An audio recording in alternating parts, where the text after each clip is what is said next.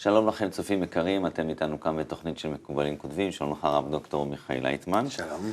אז אנחנו בסדרת תוכניות מיוחדת שמוקדשת לספר הזוהר, ולמהדורה מיוחדת שנקראת זוהר לעם, ולמעשה זוהר זה ספר הספרים, אם אפשר לקרוא לו ככה, והנה אתה לקחת את הספר הזה והחלטת לעשות איתו איזשהו מעשה. איך היית מגדיר את המעשה הזה? אני גם זוכר איך שהיה לי קשה לפתוח את הספר הזה. זה היה בערך מלפני 35 שנה שהתחלתי להכיר אותה. את המפעל הזה, זה לא הספר. להיכנס ככה דרך כל מיני כיוונים, לפתוח אותה כך ולפתוח אותה כך, וזה, עד שפתחתי זה עברו באמת הרבה שנים, אבל כשכבר נכנסתי לפנימיות הספר הזוהר, להשגה, להבנה, להרגשה, עד כמה שהצלחתי. אבל בכל זאת, כשאני עושה חשבון לעצמי, כשאני לעצמי ועושה חשבון, אני רואה שהייתי יכול הרבה להקל לכניסה לספר הזוהר אם הוא היה כתוב מיד בעברית, בצורה יותר פשוטה, זאת אומרת, ללא בלבול של הכניסות של המראה מקומות וכל מיני דברים שאין בהם צורך שלא שייכים לגופו של הטקסט, אלה כתוספות למיניהם. ולכן כשאחר כך כבר קניתי מחשב, זה כבר היה בשנת 85 והלאה, לקראת שנות ה-90. אחר כך היה אפשר להכניס את הזוהר למחשב ולהתחיל במשהו לעבוד עמו, עם הטקסט עצמו. אז ראיתי שאני נמשך מאוד מלנקות את הטקסט, מלעשות אותו פשוט, יותר קריא, יותר קל, יותר פשוט לפנות אותו מכל מיני הדברים. אבל מה זה הנטייה הזאת לעבוד עם הטקסט, לעשות אותו יותר פשוט? זו נטייה, היא לא כל כך נטייה ברורה. אצלי זה היה מאוד ברור. אני ככה עשיתי עם כל הכתבי, גם רמח"ל, והרבה ספרים. אם אני קורא איזה ספר, אני בדרך כלל, אמנם שאני לא בטוח שאני לא מקלקל את הטקסט. אבל בשבילי זו הדרך להתקשר לטקסט, להתחיל להבין את המחבר. אם אתה קורא איזה משפט, ובדרך כלל בחומת הקבלה משפטים זה בלוק שלם, ככה 8, 10 אולי 15 שורות, אז כשאני נכנס בפנים לתוך, נגיד, קטע, ומחלק אותה למשפטים, ועושה פסיקים, לפי מה שאני חושב, אולי ככה, אולי כך, מה קודם ומה אחר כך, מה הסיבה ומה מסובב, ועוד ועוד ועוד, זה עוזר לי להתקשר לטקסט. אני גם כן יחד עם זה מרגיש אותו, חושב עליו, אני מאבד אותו בפנים בצורה רגשית, כי טקסטים של חוכמת הקבלה הם עם פנימיות עמוקה מאוד, וכך אני מתקרב למחבר. מה הוא רוצה להגיד, למה הוא כתב את זה כך ולא בצורה כך, ואיך אני בעבודה על הטקסט בצורה כזאת שאני כאילו עושה אותו קל יותר, אוורירי יותר. אני סתם מחלק אותו, אולי במקום קטע גדול עושה שם כמה כאלו, ובמקום משפט ארוך אני עושה כמה משפטים. פתאום אני רואה שעשיתי לא טוב, אולי אני עושה את זה בחזרה, ואז אני חוזר. ובסך הכל הפעולות האלו הן עוזרות לי להיכנס לתוך הטקסט עצמו. ולהתקשר למחבר, ויותר להבין את הטקסט, וגם כן בכלל, הספר, וספר הזוהר זה משהו אני לא חושב שאפשר סתם כך לשבת ולקרוא. טקסטים של המקובלים אי אפשר לקרוא. אתה צריך בכל זאת לקרוא כמה שורות, ואחר כך לחזור, ושוב לחשוב איך. ולפחות לי זה היה ברור שרק בצורה כזאת אני יכול להתקדם. ואחרי העבודה הזאת עכשיו שנעשתה, כן אפשר לקרוא? כן.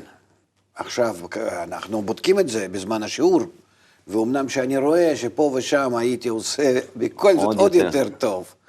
וכל פעם זה כאילו אבל מתגלה שכבה נוספת. כן, אבל זה דברים קלים ולא יותר שייכים לדקדוק. זה ממש לא... בוא, אנחנו יכולים לעשות השוואה. אנחנו יכולים לקחת זוהר עם פירוש הסולם, כמו שהוא מופיע בבעל הסולם, וזוהר לעם שלנו, ולראות עד כמה שזה מעכל על הטקסט. אני לא מדבר על זה שבמקום מספרים בעברית זה מספרים הרגילים שלנו, כן? היית מגדיר את זה, אם היינו מנסים להגדיר ככה באיזה משפט או חצי משפט העבודה שנעשתה, היית אומר שזה עיבוד קל של פירוש הסולם לספר הזוהר לעברית, או לעברית מדוברת, או... לא לעברית מדוברת. אני חושב שבסך הכל אנחנו לא עשינו שום דבר חוץ מתרגום מארמית לעברית, חוץ מניקוי הטקסט מכל מיני מראי מקומות, שבכל זאת, לפי מה שאנחנו יודעים, הקורא לא הולך לזה, ואם כן, אז יש לו השוואה מאוד מדויקת לזוהר עם פירוש סולם, הוא יכול להיכנס לאינטרנט, הוא יכול או לקנות את הזוהר עם פירוש סולם, ולראות מיד, תוך דקה הוא כבר... אז זה מעין איזשהו עיבוד כאן של פירוש הסולם לעברית, זאת אומרת, יש פה את הדגש שזה, הכל הוא עבר לעברית, זה המשקל. זה בעברית, זה טקסט קל, בגלל שניקינו אותו מכל מיני דברים שלא הכרחיים לקורא הממוצע, כן, והמאמי. אוקיי, עכשיו... ובסך הכל יש בטקסט הזה זרימה. מה שאם כן בזוהר... שזה דבר חשוב, כן? הנושא של הזרימה. כן, זה ממש זורם. האדם נמצא ככה, זורם בתוך הטקסט. הוא לוקח אותו. מה זה באמת הזרימה הזאת? אני יודע שזה משהו שהוא...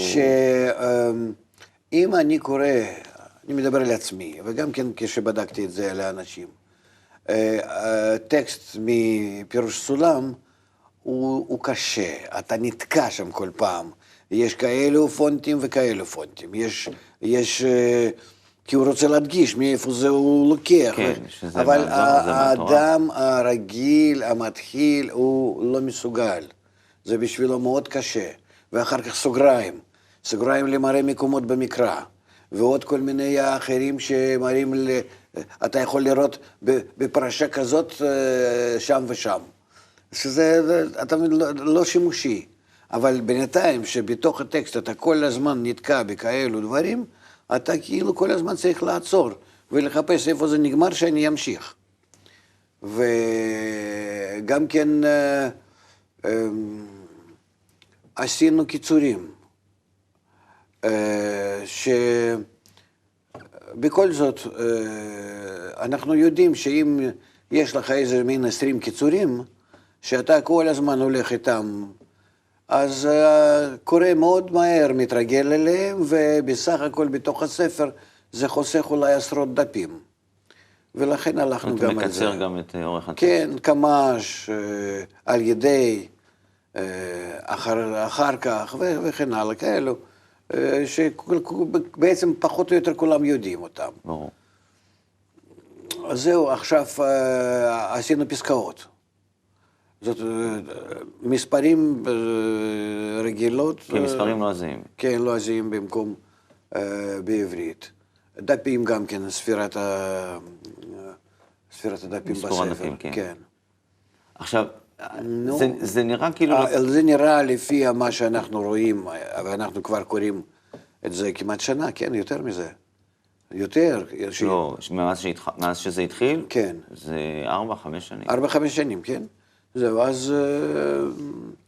אז כבר אנחנו רואים שזה יותר קל, יותר נגיש. זה יותר, חוץ מזה, רשימת הדברים, איפה שהם נמצאים, כל מיני, זה הכל כדי להקל את האדם. וחוץ מזה, במיוחד, שיוצא עוד תוספת בתוך כל המפעל הזה, שזה הכתרים נבחרים מהזוהר. שפשוט אדם שיש לו זמן... אני רואה שאתה נותן לזה משקל לקטעים המובחרים האלה. כן, אני חושב שזה מאוד עוזר לאדם, הוא יכול להתרשם מזה, הוא סתם לוקח את הקרח הזה. כן, זה ממש יוצא קרח נפרד. כן, והוא נהנה מזה שקורה משם הדברים המיוחדים, הפנינים, מתוך הספר.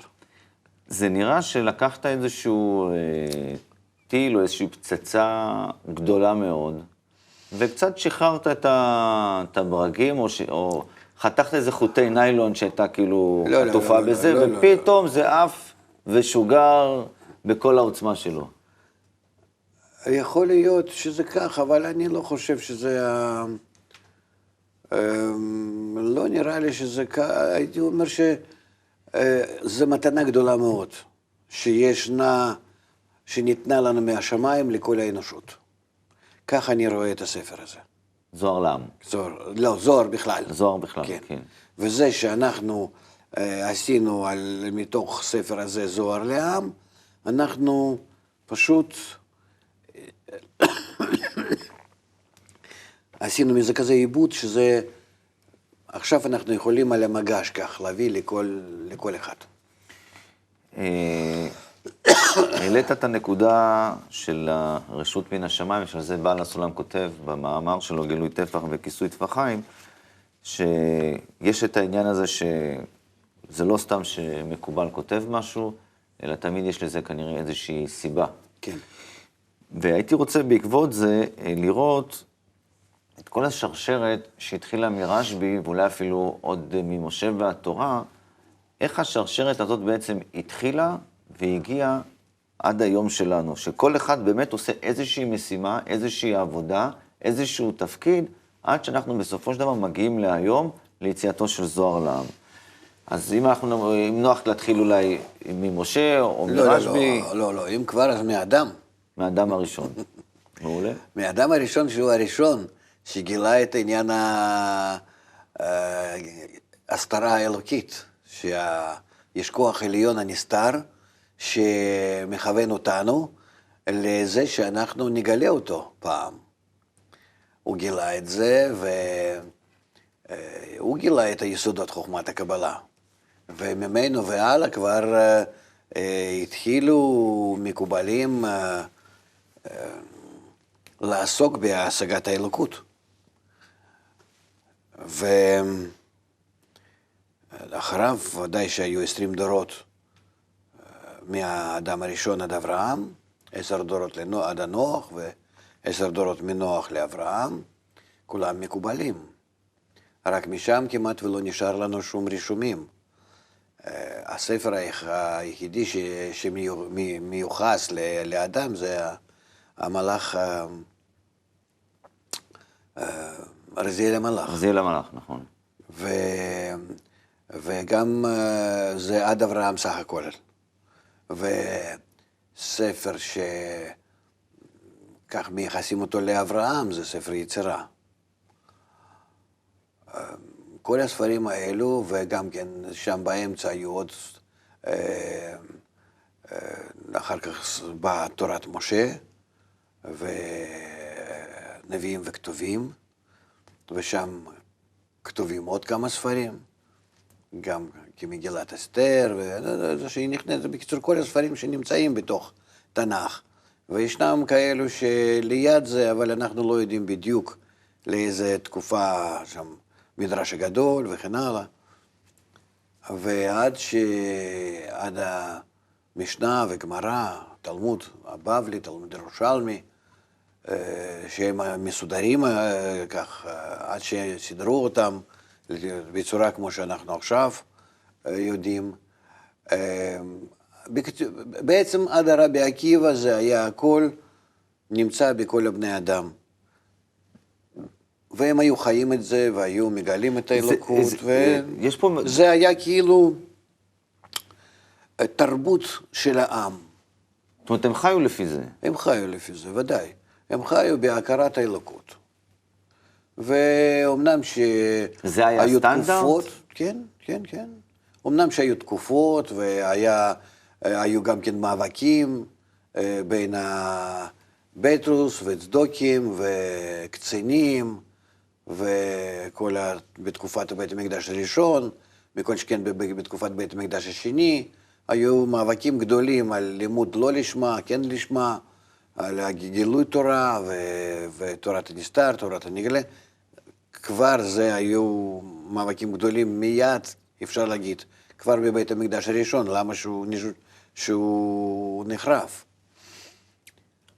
אבל אם ניקח... בסך הכל עד רבי עקיבא, כל הדברים האלו הם היו נשמרים בצורה אמיתית.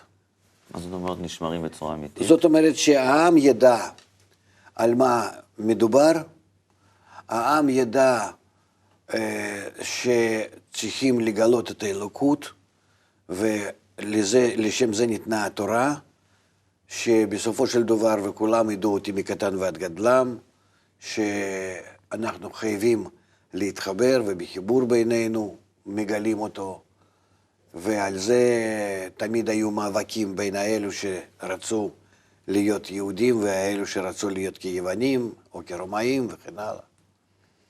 עד רבי עקיבא שהוא באמת האחרון הגדול שכבר התחילה התורה להיכנס מגילוי לנסתר. אפשר לומר שעד רבי עקיבא, כמו שאתה מציין, יש לנו את התורה, שהיא אותו ספר חוקים, או איזשהו...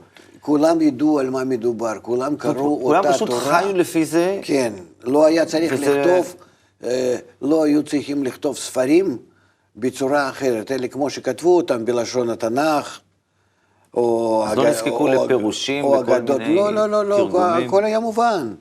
הכל היה מובן שמדובר רק בהשגת האלוקות. אבל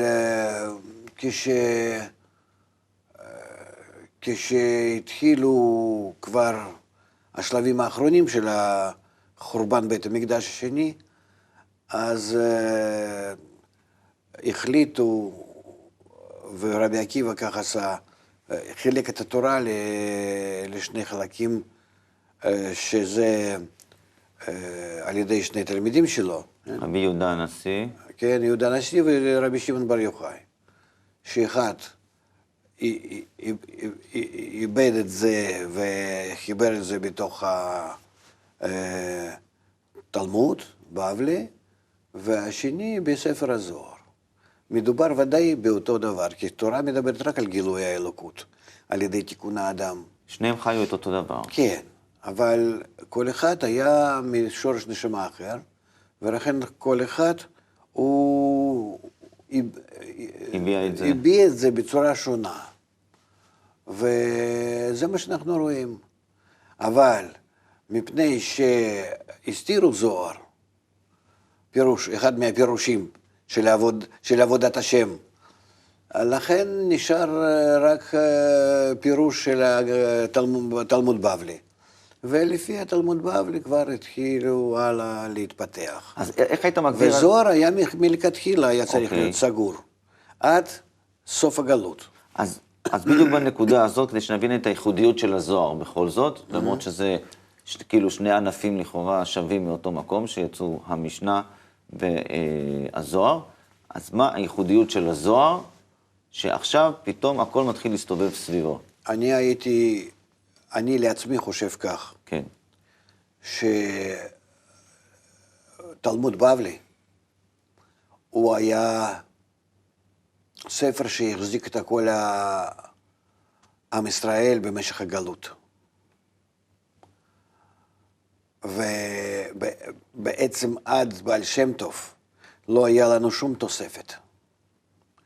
ורק מבעל שם טוב והלאה, אפשר להגיד ארי, אבל ארי הוא בעצמו לא כתב כלום, וכל מה שכותבים, כל כתבי ארי זה ממרחו, ובעצם התורה ליישום ניתנה לנו מבעל שם טוב. והוא בעצם פתח לנו שוב דרך לחזור לתיקון האדם, ודרכו לגלות את הכוח העליון, שזה בעצם הייעוד שלנו. איפה פה נכנס ספר הזוהר? הספר הזוהר לא נכנס. אחרי בעל שם טוב, אחרי כמה מאות שנה, כבר במאה ה-20, בעל הסולם לקח את הספר הזוהר וגילה אותו עם פירוש הסולם. אבל בעל הסולם לא בעצם מסתמך על מה שעשה הארי? כן, ודאי, אבל הוא הסתמך על מה שעשה הארי, ולמד על פי הארי. הספר הראשון שהוא גילה במקרה, זה היה ספר עץ חיים, שהוא גילה את זה אצל האדמו"ר מפורסוב.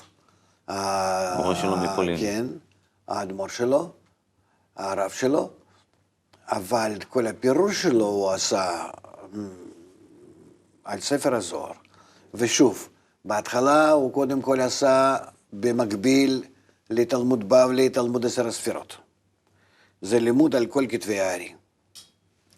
ואחר כך, מאותו בסיס של תלמוד 10 הספירות, של כל חוכמת הקבלה בעצם, הוא עשה פירוש, הסולם, על ספר הזוהר. עכשיו, הייתי רוצה עוד קצת להרחיב בתרומה של הארי, כי הוא הרבה מדבר על הרשב"י, ולוקח הרבה מאוד פסוקים מהזוהר, והוא בעצם מפתח את שפת הקבלה. כן. שאחר כך בעל הסולם משתמש בה, ומשתמש בה בפירוש שלו לספר הזוהר. כלפינו הארי זה מפתח. אוקיי. עליו מתבססים כולם. כי מה שכתוב עד הארי, אנחנו לא יכולים להבין בלי הארי.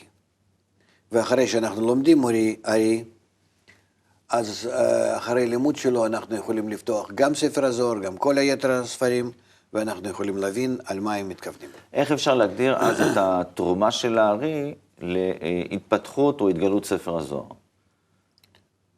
הארי נתן לנו יסודות של חוכמת הקבלה, שעל ידם אנחנו, בדורנו, יכולים להיכנס לתוך חוכמת הקבלה עצמה, ועל ידה להבין את הספר הזוהר וליהנות ממנה. עכשיו, בעל הסולם כותב באותו מאמר שלו של גילוי תפר וכיסוי טפחיים, שגם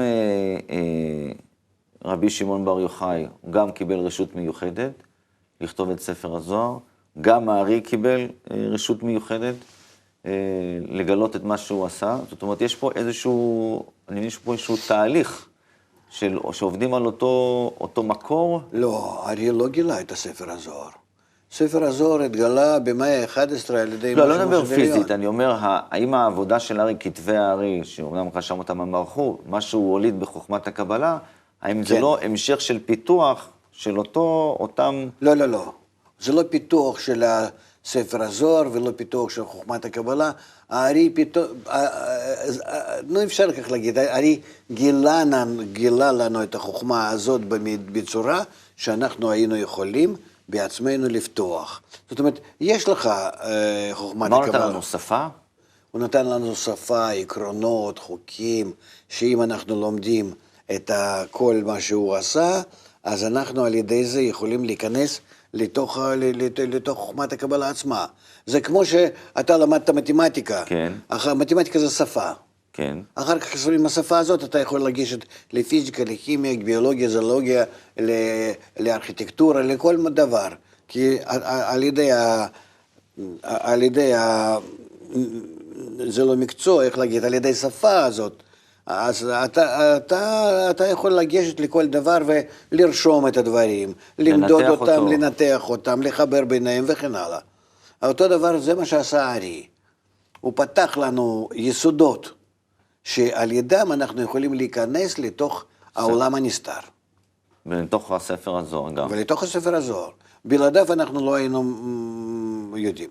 אבל גם כן, אפילו שאנחנו לומדים ארי, לפתוח את הספר הזוהר אפשר, רק בתנאי שאתה באמת שולט בו.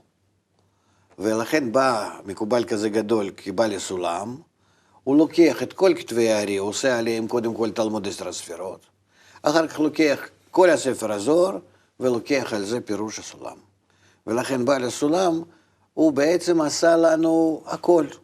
לא נשאר אחריו מה לעשות. כי הוא לקח ספר הזוהר ופירש, לקח כתבי הארי ופירש, אין לנו יותר מקורות, העתיקים יותר, שצריכים לפרש. והוא עשה את זה. ומרגע שהוא עשה את המפעל הזה שלו הגדול, גם תלמוד 10 הספירות וגם פירוש סולם על ספר הזוהר, אנחנו רק קשורים לזה. אין לך דברים אחרים. ואם אתה רוצה לקרוא כל מיני ספרים אחרים, אתה גם כן מבין אותם, אך ורק מפני שאתה לומד את בעל סולם. עכשיו, בזוהר כתוב שהזוהר לא מדבר בשום מצב על מקרים גשמיים, כן? זה ידוע. והאם בעל הסולם שהוא דאג באמת שהשפה שלו תהיה כזאת, שלא יהיה סכנה של הגשמה. אם אתה יכול להגיד, האם אתה רואה לאורך השנים האלה באמת שבעל הסולם פתר את הבעיה הזאת, של החשש מהגשמה של הדברים? כי על זה הוא עבד מאוד קשה. אני לא חושב כן, הוא כותב שהוא כאילו פותר את הבעיה הזאת, ועכשיו הוא בטוח, בכל זאת אני רואה שהוא עשה את זה נכון, ומי אני שיגיד אחרת, ובכלל, אבל הכוונה היא שהוא רצה לעשות את זה, אני לא בטוח שמי שקורא אותו בתלמוד 10 הספירות, באגרות, מאמרים, או בפירוש סולם על ספר הזוהר, שהוא בקלות חודר לתוך הטקסט, ובטוח שהוא לא מגשם את הדברים. כי בכל זאת, בכל דור ודור, קמים עלינו לכלותנו. זאת אומרת, האגו שלנו כל הזמן קם, ומצייר לנו כל מיני שוב ושוב מכשולים, ולכן אני בעצמי עוד מוסיף ומוסיף ומוסיף לתלמידים שלי, ומזהיר אותם בכל מיני דברים, וכמה שאני לפחות עובר מציורים גשמיים לסרטוטים, כי אני לוקח את זה גם כן ממנו, כמו שהוא סרטט את ספר האילן, כן, ובכל זאת אני רואה שיש עוד הרבה להוסיף, כי קשה מאוד לאנשים, בפרט היום, עם האגו, עם העולם הזה שכל הזמן נותן כל מיני צורות, קשה לאדם להגיע למצב שהוא לגמרי נפטר לגשם את הצורות הרוחניות, זו בעיה. עדיין, נקווה שאנחנו פתרנו אותה גם כן במקצת עוד על ידי... במדרשנו של זוהר לעם, עוד יותר הקלנו כדי לפתור את בעיית ההגשמה, שגם בעל הסולם מתמודד איתה. תודה רבה לך כאן מיכאל לייטמן, תודה רבה לכם צופים יקרים, ונתראה בעוד תוכנית שלנו של מקובלים כותבים. תודה, שלום ולהתראות.